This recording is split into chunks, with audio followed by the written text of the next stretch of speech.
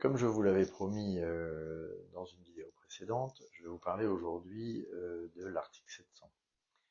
L'article 700 du Code de procédure civile, c'est celui qui prévoit que le juge peut mettre à la charge de la partie perdante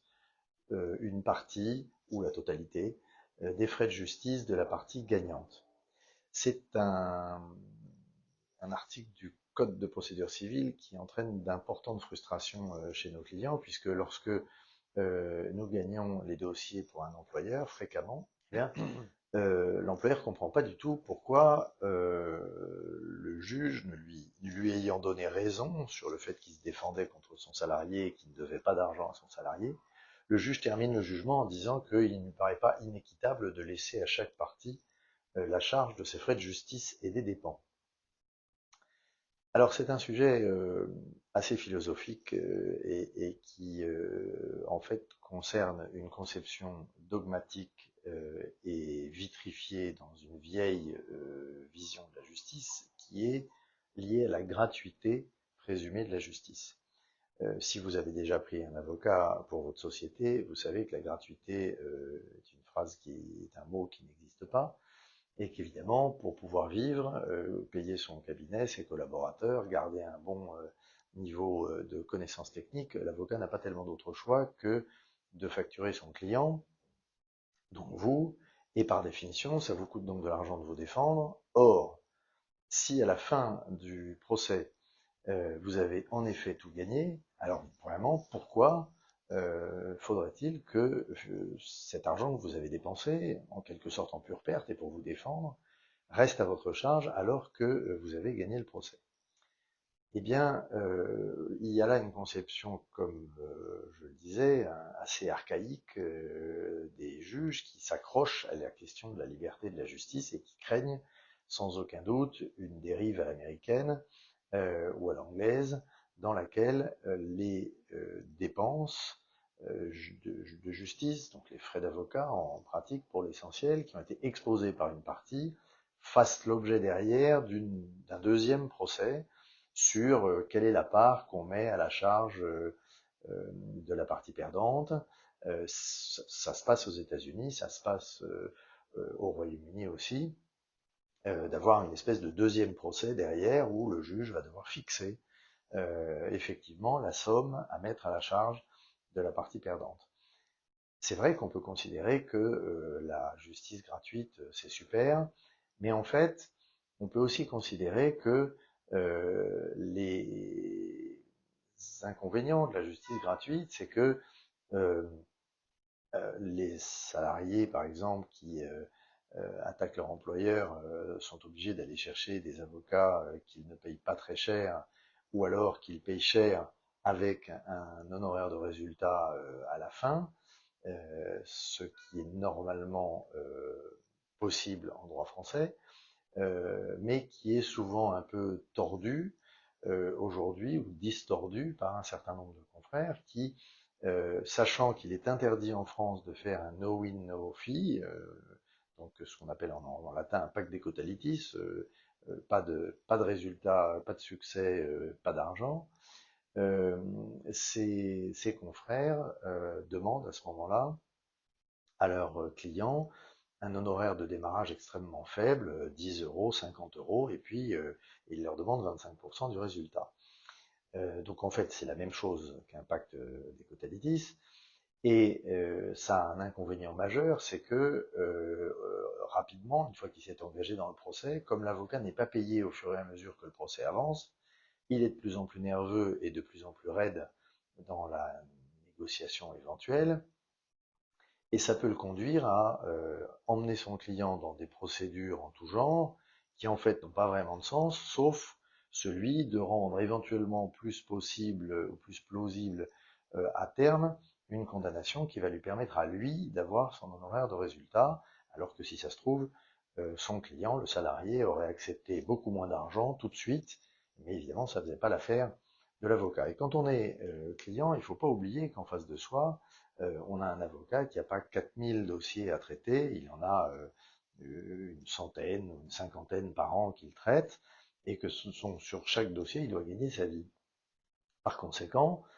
S'il n'est pas normalement rémunéré, et c'est valable autant pour l'avocat de l'employeur que l'avocat du salarié, eh ben, ça va entraîner des effets pervers dans la discussion, des effets pervers dans la tentative de négociation. Or, tout le monde a toujours envie de négocier. Donc, l'article 700, qui aujourd'hui est nul ou misérable, le mieux que j'ai obtenu contre un salarié qui avait perdu en première instance, perdu en appel,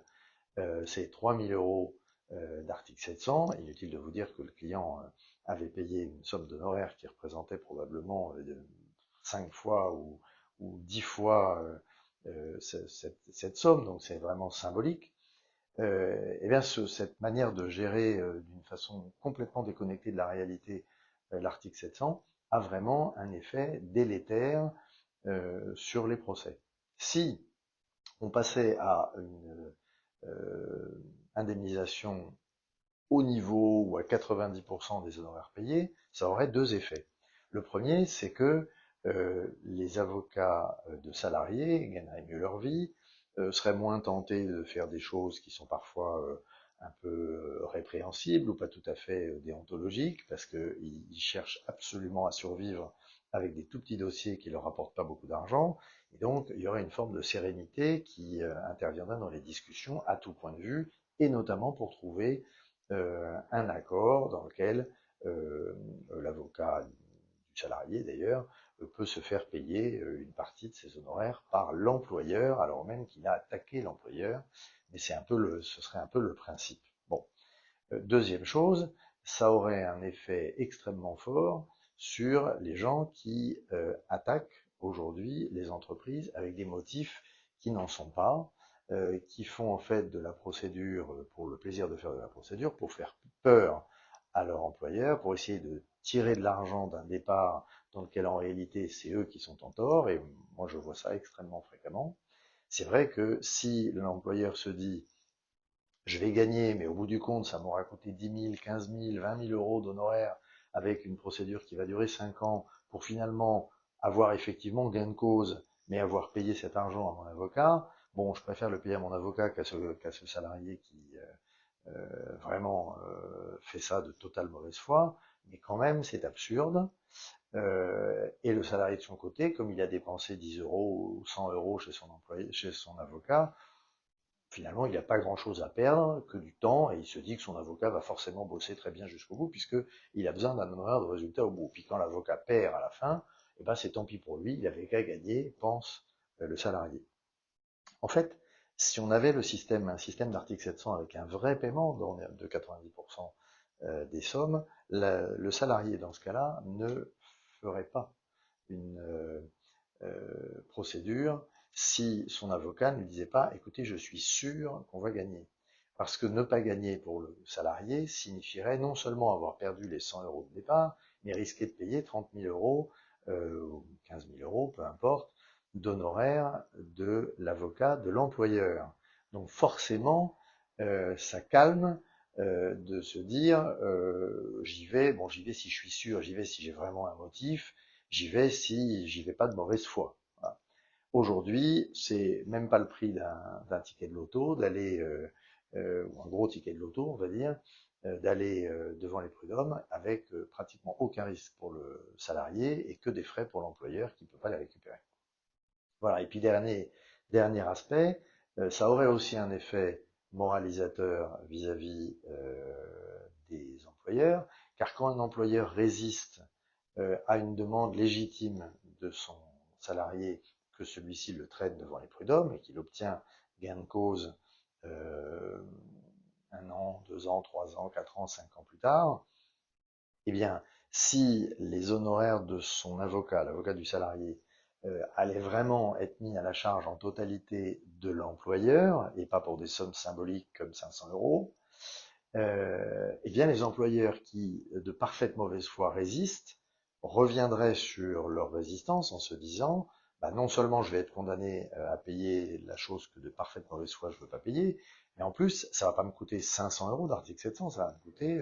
10 000, 12 000, 15 000 euros. Bref, l'avocat du salarié pourra pratiquer des tarifs normaux parce que de toute façon, il saura que ce sera payé par son employeur. Donc vous voyez, il y a une réflexion à mener dans notre société sur ce sujet-là, La justice n'est pas gratuite,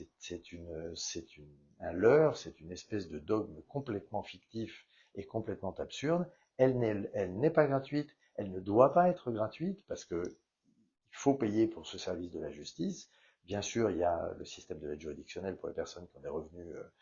très faibles, mais globalement, aujourd'hui, les gens qui n'ont pas des revenus très faibles se retrouvent dans une situation justement entre deux, où ils ne peuvent pas prendre un cabinet d'avocats cher avec des honoraires chers parce qu'ils n'ont pas les moyens de le payer, parce qu'ils savent qu'à la fin, de toute façon, ils ne se feront jamais rembourser les honoraires de l'avocat, et si les honoraires de l'avocat peuvent potentiellement manger le résultat du procès, et bien évidemment, personne ne va faire le procès, c'est absurde.